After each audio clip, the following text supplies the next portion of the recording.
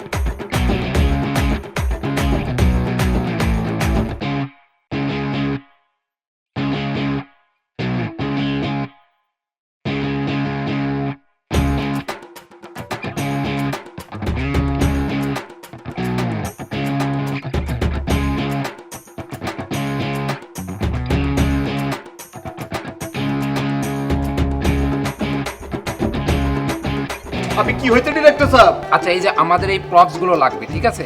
এগুলো একটু রেডি করে দেন। আরে এটা তো কোনো বিষয় না, কিন্তু হইতাছে কি কচি ভাই, আমি তো পুরো পয়সা গেছি গা। আবার কি হলো?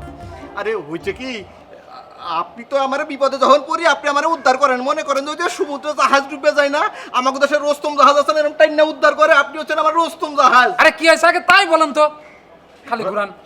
হইতাছে কি, ওই যে দেখলেন না সুন্দরী রে মায়া পরিলাহান, দেন না পরিচ্ছে সুন্দরী, ওইটাছে ওই হচ্ছে আমার খালাতো বোন। খালাতো বোন? এই এর আগে মামাতো বোন খালাতো বোন করে যদি গুণা হয় তাতে মনে হয় 3-4 শুয়ে দেবে। আচ্ছা আপনার এই নানা নানি ছেলে মেয়ে কয়টা ছিল কত? ছেলে মেয়ে হইতেছিল কি, আগের কালে মানুষ ভালো ভালো খাবার খাইতো, গায়ে শক্তি ছিল, পোলাপান বানাইতো। মাগার এখনকার পোলাপান তো গায়ে শক্তিও নাই, পোলাপানও বানাইবার পারে না। হইতেছে কি, আমি কইতেছি এই আমার খালার নাম যেন কি? রিনা রিনা রিনা রিনা। আমার রিনা খালার মায়া বলতেছে কি কচি ভাই, আমার খালা আমারে কয় এই তুই নাকি এত বড় ডিরেক্টর, তুই নাকি তোর নাকি এত প্রভাব এফডিসিতে, তোরে করলে নাকি সবাই চিনে, মাগার আমার মায়ের এত নায়িকা বানাইতে পারলি না। এখন বুঝেন কচি ভাই, আগে তো ঘর সামলাইতে হয়েছে, আপনি যে চাপা মারছেন এটা বলছি। হইতেছে কি কচি ভাই, কইতেছিলাম কি কচি ভাই, আপনার আমি পায়ে পড়তেছি, বাগার এবার মতো আমার উদ্ধার করেন, আল্লাহর কসম করে কইতেছি যে আপনার মাথা ছুঁয়ে কইতেছি আমি জীবনের কোনো কালা তোমার মামা তোর কাউরে আনো না, আল্লাহর কসম করে কইতেছি, আল্লাহ ঠাটা বইরা।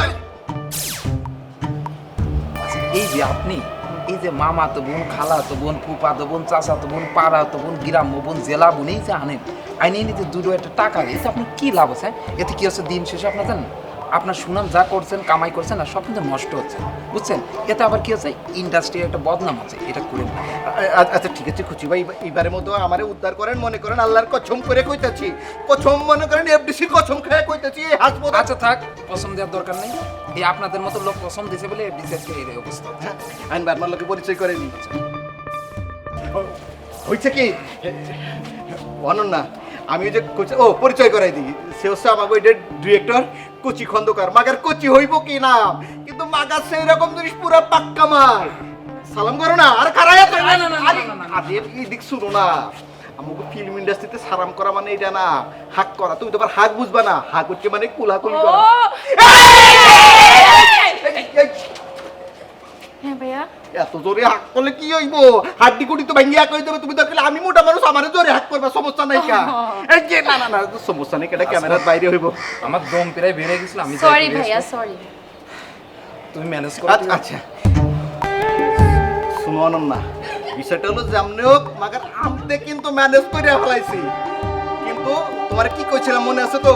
আপনি আমার দিকটা দেখেন প্লিজ ভাইয়া, আমি যখনই ডাকবো আপনি যেমনে কইবেন আমি এমনিই চুলমু ভাইয়া। আরে তাহলে তো মনে করো তুমি সুপার টুপার হিট হয়ে গেছো গা, সানগ্লাস আছে তোমার লগে, এই যে ভাই, তাহলে আরে বাবা চলো ওইদিকে যাইগা। আপা আপনি এখানে কি লেগে আইছেন? আমি প্রযোজক, আমি থাকবো না তো কে থাকবে? ও আপনার মেয়ে, কি কি করো তুমি? মুই মোর মাইয়ের আর মোর এই অভিনয় করলাম, দিয়েছি মোর মাইয়ের নায়িকা বানাবো, আর মুইও কইলাম মোরে একটা ভালো রোল দে, কি করে হ্যাঁ জানি না। এই জগৎটা তো ভালো না আপা, আপনার মেয়েরে নিয়ে আসছেন, একটু সাবধানে রাখেন। এই জগতের মানুষ যে কি এটা সময় হলে বুঝবেন। যাই হোক, আমি তো আবার অনেক নায়িকা বানাই আমার নিজের হাত দিয়ে, অনেক নায়িকা আমি এই জগতে বানাইছি, আমার আবার একটা সুনাম আছে। এখন যদি আপনি চান তাহলে আপনার মেয়ের দায়িত্বটা আমি নিতে পারি। আপনি কি আমার নায়িকা বানাইতে পারবেন? নায়িকা হবা তো নায়িকা হবা, মাশাআল্লাহ চেহারা সুরত তো ভালোই আছে। সবাই খালি আশা দেয়, কেউ বানায় না। তোমার নায়িকা হওয়ার এত শখ, ঠিক আছে, তোমার নালে এত নায়িকা বানাইছি, তোমারও নালে একটু উপকার করলাম। নেবে না ফা, মোর মাইয়ের লইয়া আইছি নি বড় শখ করে নায়িকা বানাও। আপনি যদি মোরে নায়িকা বানাই দেন, আমি মুই পুরো বরিশাল ঘুরা মোমোগো লঞ্চে হরিয়া মোগো বাড়ির দেশি মুরহান নামেরে খাওয়ামু। মুই তো ওই সিমনি পরিমনির বোন, মুই তো পুরো ইন্ডাস্ট্রি কাঁপাই দিমু মোরে যদি আপনি নায়িকা বানান। এই জগতে আমি টাকা পয়সা সবচেয়ে বেশি দেই, আমি কাউরে ঠকাই না। এই জগতে আমি 2 টাকার জায়গায় 6 টাকা দিয়ে মাইছেরে লালে লাল করে দিব, শুধু আমার সাথে যোগাযোগ রাখো আর বইলো না কাউরে। কি কইতাছেন খালাম্মা, সিনেমা করে টাহাও পামু? আর শোনো, তুমি আমারে আন্টি বলবা না, বুঝছো?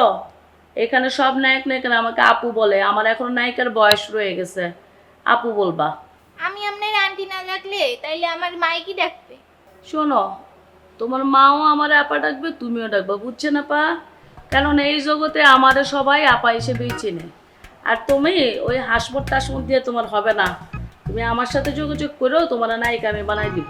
এমনি কি পারো কিছু জানো?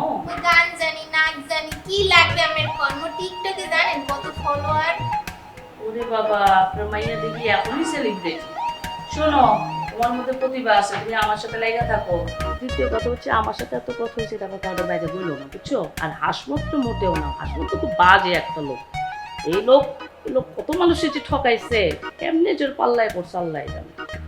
মা দেখছো, এখন কিন্তু ঠিকই জায়গায় আই পড়ছে। ওই হাসমত বাইরের উপর ভরসা করে লাভ নাই। এইবার দেখতো মুই পুরো ফিল্ম ইন্ডাস্ট্রি কাঁপাই দিমু এককালে। পরিমণি কি হেয়ার সি বেশি বড় অভিনেতা মুই। হয় দেখছো, এই শুনে দা, কিসে ভাই? তোরে দিয়ে তো কোনো কাজ হইতাছে না আমার। আমি যে তোরা আনছি সঠিক সময় তো সঠিক কাজটা করতে পারতাছস না। আচ্ছা এটা কথা বল।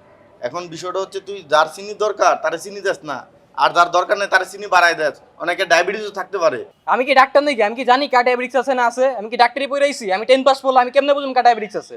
না, জিজ্ঞাসা করে দিবি। ডাক্তার না হস তুই, তোর তো ডাক্তার হইলে তো তোর এই জায়গায় আনতাম না আমি কাজের জন্য। আর তোর একটা জিনিস আমি খেয়াল করছি, তুই খালি নায়িকাকে পিছনে ঘুরস। নায়িকাকে পিছনে ঘুরলে তো কাজে মনোযোগ থাকে না। আমার কাজই তো এগুলা। সবাই রে সব ঠিকঠাক আছে নাকি দেখতে হইব, নায়িকারা খাবার পাইতেছে নাকি চা পাইতেছে নাকি দেখতে হইব না? কাজ করতে হইব মনোযোগ দিয়া, নাইলে কেমন হইব? মনোযোগ দিয়ে কাজ না করলে তো পরবর্তীতে নেক্সট টাইমে তো তোর কাজে আনবো না আমি। সবার কাম কি আমি একা করুম? আর কোনো লোক নাই? আপনি কি করেন? আপনি তো স্বাধীন বয়ে থাকেন, আপনি তো কিছু করতে দেই না। ওইটা আমি কিভাবে দেখবো? তোরা আনছি কি জন্য? কাজের জন্য আনছি না? তোর কাজে মনোযোগ নাই দেখতেছি আমি। তুই যদি নায়িকার কাছ থেকে মনোযোগটা সরাই এদিকে আনস কাজের দিকে, তোর কাজ ঠিকঠাক মতো সব হইব। আমি তো নায়িকাদেরই খাওয়ামো, আর কারাই খাওয়ামো? নায়িকা আরো আছে না, আরো লোক আছে না? আমি সবাইই খাওয়াইতেছি ভাই। সবারে না, শুধু নায়িকা করে খাওয়াইলে হইব না, হাউসে তো আরো লোক থাকতে পারে। আর অনেক আর্টিস্ট আছে এখানে, সবারই খাওয়াইতে হইব। সব কাজ কি আমি একা করুম? একা করতে হইব, কিছু করার নাই তো। আমি কেন করুম একা? আনছি তো কাজের জন্য এখানে তোমারে। আমারে কয় টাকা দিছেন কাজের জন্য? তুমি তোমার বুঝে খার্চে বিদায় তুমি এখানে আসছো, নাইলে তো তুমি আসতা না এখানে। না না, সেটা কথা না। আপনি আমারে বললেন একটা, এখন করতেছেন আরেকটা। আরেকটা না, তোমার মনোযোগটা নায়িকা করে দিক থেকে সরাই নিয়ে আসতে হইব, তাইলে তোমার কাজে মনোযোগ থাকবে। আমি নায়িকাকে পিছু করছি, আপনারা কে কইছে এটা? আমি তো সব দেখতেছি। আপনি কি দেখছেন আমারে? অবশ্যই দেখছি না। কই দেখছেন? আপনার কাজ আপনি করেন, আমি আর কোনো মাইয়ের সামনে যাবো না। এখানে কোনো মাইয়ের সামনে আমি যাবো না। বলতে কি আনছি তো তোমার। ধরেন ধরেন ধরেন ধরেন।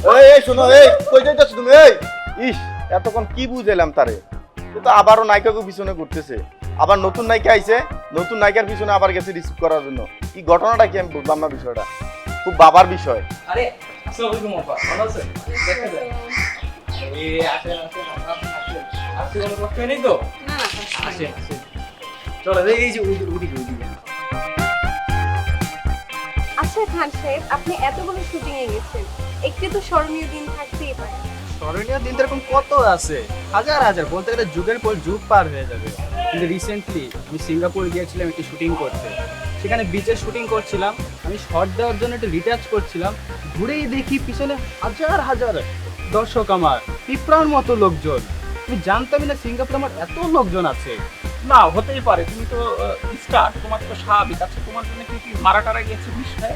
আরে ভাই আপনি বেশি কথা বলেন না তুমি সুপার স্টার না, এটা তো স্বাভাবিক। আপনি কথার মাঝখানে কথা বলেন, কারণ দেখতেছেন কথা বলতেছেন নায়িকার সাথে। সব তো আমি করে দিব। আচ্ছা হিরো, আপনি তো অনেক ফেমাস, আপনার অনেক ক্রাশ আছে, অনেক নেবর আছে, কখনো কি এমন হয়েছে তারা আপনার বাসায় চলে গিয়েছিল? এরকম কাহিনী কথা, আমি একজন সুপারস্টার, এটা কি হওয়া স্বাভাবিক না? তবে আমি একদিন শুটিং শেষে রাতের বেলা বাসায় গিয়েছি, গিয়ে দেখি 3 জন মেয়ে আমার বাসা ব্লক করে রেখে দিয়েছে। আমি বহু চেষ্টা করেও ঢুকতে পারি নাই। শেষে সিচুয়েশনটা আমি দেখলাম কি, যে আমি যদি বারবার চেষ্টা করি পরে আমিও আপসেট হব, একটা বিশৃঙ্খলা সৃষ্টি হয়ে যাবে। তাই আমি ডিসিশন নিলাম যে আমি রাতে যে হোটেলে যে ঘুমাবো, শেষ পর্যন্ত আমাকে হোটেলেই ঘুমানো লাগবে। তুমিই বলো, একজন হিরো এরকম তো হবে, ঠিক না? তো স্বাভাবিক, কারণ সব তো আর পাবলিকলি বলা যায় না, সবার কাছে কিছু জিনিস ধামাচাপা দিয়ে রাখা লাগে। আমি তো এখানে আছি। আপা আপনি এখানে একটু দাঁড়ান, আমি আপনার বসার ব্যবস্থা করতেছি। ভাই ভাই ভাই, আমি কে তুমি জানো? আরে আপনি কি আমার হোটেলের দিক থেকে? তুমি তার সাথে কথা বলো। আপা আসেন আসেন, বসেন। আপা আমি প্রোডাকশন বলতে পারি, কিন্তু এখানে আমি যা বলি এখানে তাই হয়। আমি যা বলি এখানে একদম তাই হয়। আপনার কি লাগবে খালি আমারে বলবেন, আর কাউরে বলবেন না। এই প্রোডাকশন বয়, এই চান দ্রুত চান। নাহিদ ভাই কফি হবে উইদাউট সুগার? আচ্ছা এই নাহিদ ভাই কফি উইদাউট সুগার জলদি আনেন। আর কি আপা আপার লেগে ছাতা আনেন, আপার মাথায় রোদ পড়তেছে, দ্রুত আনেন দ্রুত। ম্যাম আর কিছু? ফ্রেশ জুস, অবশ্যই। আমাকে একটা ফ্রেশ জুস দিবেন। আচ্ছা আপনি যা বলবেন আমি আপনাকে তাই এনে দেবো। আপনি যদি বলেন চাঁদ খাবেন, আমি আপনাকে চাঁদ এনে দেবো। আমি মানুষ শুকনো হতে পারি, কিন্তু আমার ওজন অনেক বেশি। আপনি আমাকে খালি বলুন আপনি কি খাবেন। আপনাদের কি সি ফুড হবে বা লাইক কিছু? নাহিদ ভাই সি ফুড কারে কয়, আনেন তো একটা ভালো দেখে আইনেন, ম্যাডাম খাবে। এই আপনার উঠে দাঁড়ান না কেন? সিনিয়র রাখি, সালাম দেন সালাম দেন। আরে ভাই সালাম দেন, সিনিয়র রাখি সিনিয়র রাখি।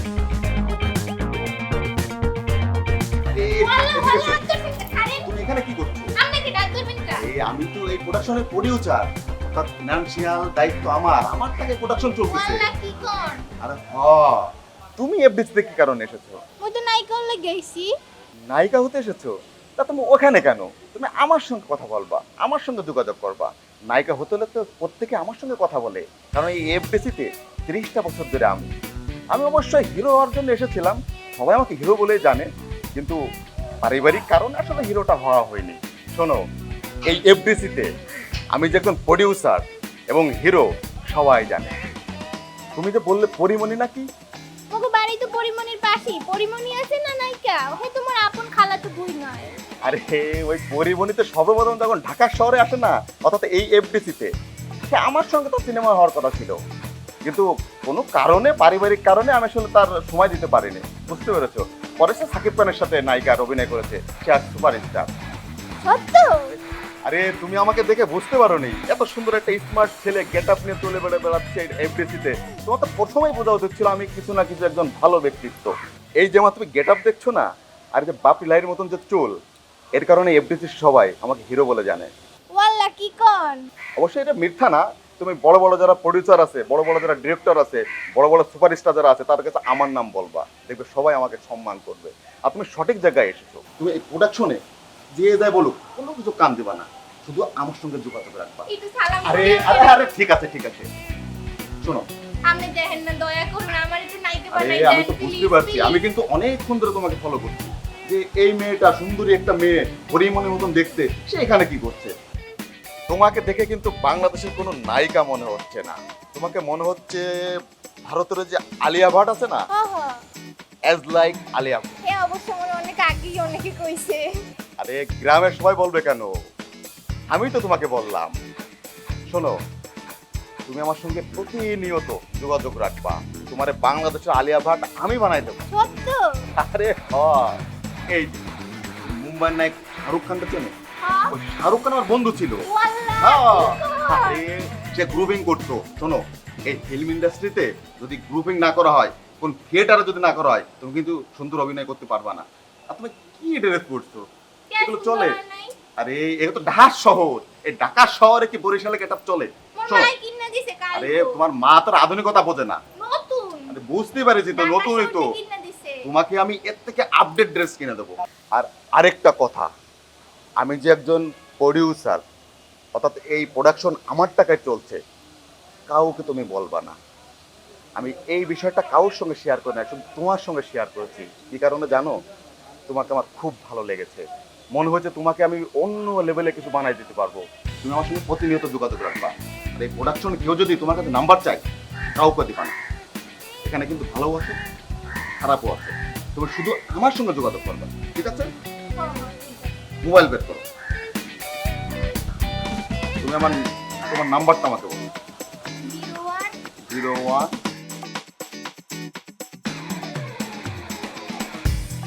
আমি টানাটানি করতেছো কেলা? কি হয়েছে? আমতে টানাটানি করলে মাগার মান সম্মান তো একবার পাঞ্চার হয়ে যাবো কাজ। আপনার আবার কিসের মান সম্মান? আপনি বলছেন 1 সপ্তাহের মধ্যে আমার নায়িকা বানাবেন, 3 মাসের মধ্যে আমার ছবি রিলিজ হইব, কিন্তু আপনি তো কিছুই করেন নাই। আপনি আমার টাকা ফেরত দেন। আবে কি কইতাছো তুমি? আরে তোমার তো আমি নায়িকা বানামু কথা দিছি না? এই হাসমতের এক জবান, হাসমত যা কইছে সেটাই হইব। আপনি আমার টাকা ফেরত দেন। আবে তুমি কি কইতাছো? তোমার কথা শুনে তো মোর দিলে বহুত চোট লাগছে। তোমার টাকা লো একই এই হাসমতে বাজার করে খাইছে, মাগার বহুত তোমার লাগে পরিশ্রম করছি। আমি বহুত বড় বড় প্রোডাকশনে যায় তোমার কথা কইছি, তোমার ছবি দিছি, মনে করো পাবলিসিটি করছি। ঢাকা শহরে মাইকিং করলে এত পাবলিসিটি হয় না। শুনো, এই হাসমতের বয়স কিন্তু কম হয়নি, বহুত ছবি করছে, 50টা ছবি করছে, মাকা তারে চিনে না, কিন্তু জয়া নাম করে সবাই চিনবো, সব ব্যবস্থা করছি। আর তোমার যেই লুক, মনে করো তো কি ইচ্ছের কি, তুমি তো মনে হচ্ছে সাক্ষাৎ পরি।